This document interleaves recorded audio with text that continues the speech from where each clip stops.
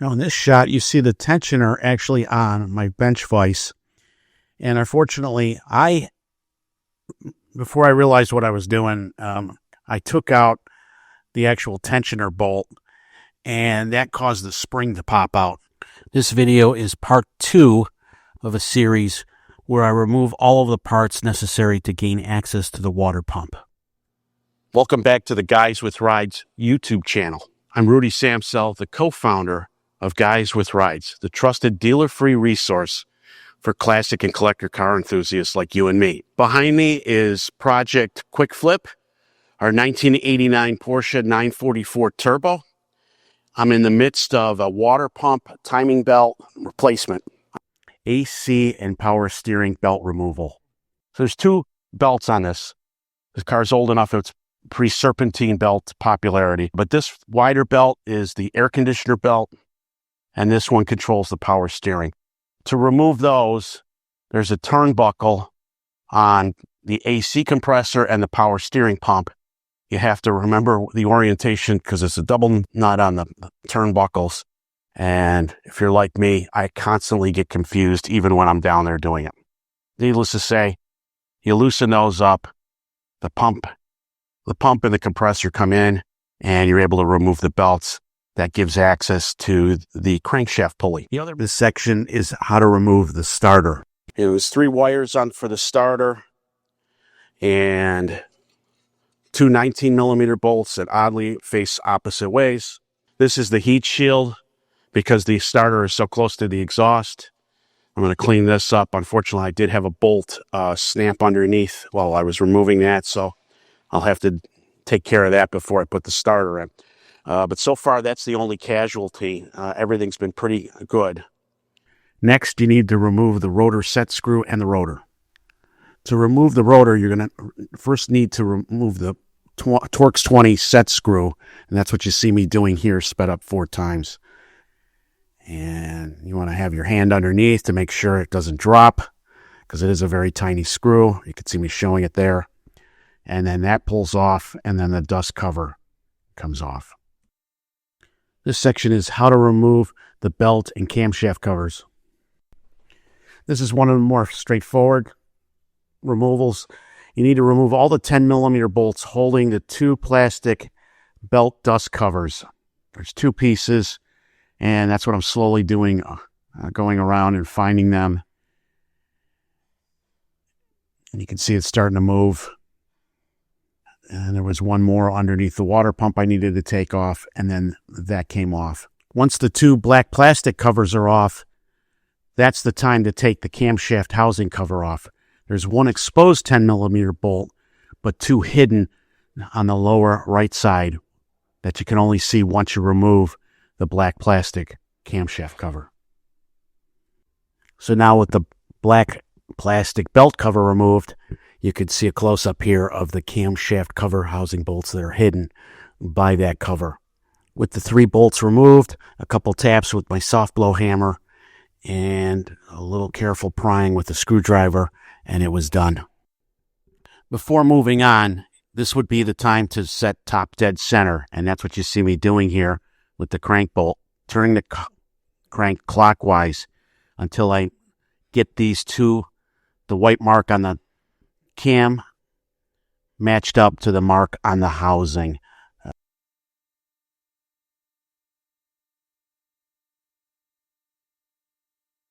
The other major component is I removed the starter. And why did I remove the starter? Well, you're going to need to do a flywheel lock. I thought I was going to get away without needing one. This is my flywheel lock for my 928. Since this is essentially half of the 928 V8, one would hope that this would be universal. However, it's not. This is the 944 one that I just received yesterday, and this is the 928. So much wider bolt pattern for the starter on this. So Wednesday was lost because we couldn't get any farther. We tried a couple tricks to try and lock the flywheel. So we realized the safest thing to do is buy the right tool. It's, $200 of insurance because this is an interference motor in the car. This section is about removing the crankshaft pulleys. The biggest deal was getting the crank bolt off. That's a 24 millimeter nut. I ended up using my oversized breaker bar. You're going to need that because it's 250 foot-pounds to get that bolt off. So once the crank bolt was off, those actually came off. I was able to loosen those by hand. No gear puller required. At a minimum, please press the like button. If you haven't done so already, I would encourage you to subscribe. It costs you nothing. It helps the YouTube algorithm spread this channel to other enthusiasts to get the word out about what I'm doing with Guys with Rides. And if you haven't done so, I encourage you to check out my main website, guyswithrides.com, or the marketplace, Guys with Rides. Once you have the crank, so it's deceiving. This is actually sits out like this in parallel. And then behind that is the crankshaft cog. And it's held on with these 4 cap screws here. Again, all of them came off easily for me. This section covers how to remove the balance shaft belt. So I don't have a clip, but I loosened the bolt on that gear and it slid right off. And that allowed me to, with no tension on the balance shaft belt, it allowed me to take the belt off fairly easily. In this shot, I'm using a combination of the pin wrench to hold the balance shaft gear in place while I loosen the bolt. And there are a couple of these, and that pin wrench is critical for making this job a little bit easier. The 2 pins fit inside the gear, and then you're able to undo the, you hold that in place while you undo the bolt. Preferably with a 1/2-inch drive socket. Next is the timing belt tensioner removal. All right, in this shot, you see me loosening the bolts for the timing belt tensioner. There are 3, I believe 2 of them are nuts that are held on with studs. The bolt there in the middle, I'm loosening the tension enough that I got the timing belt off of all the other cogs. But you do not want to remove that nut, and I'll explain why in a minute. So basically, you got to go around. There are 3 nuts that you need to take off. In this shot, you see me using that specialty tool to move the tensioner along with actually using the old belt to pull on the tensioner to get it off the studs. And now it's removed. And I'm pleased to report all of the various small rollers came out without incident. One was a little sticky, but I put some PB Blaster in and let it sit a while, and it was able to come out. So no gear puller needed. This tool has been invaluable. I thought I was going to, because these plugs fit in all of these cogs as well as the tensioner tool. So I know some people use pliers, but I just decided, you know what, we're going to get the right tool and do it. Now in this shot, you see the tensioner actually on my bench vise.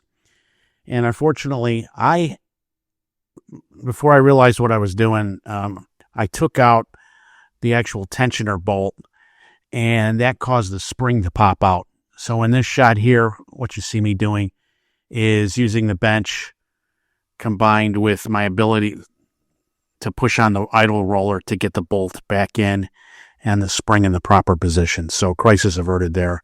Don't make that mistake because you waste about a half an hour trying to put this thing back together. This section explains how to remove the old water pump.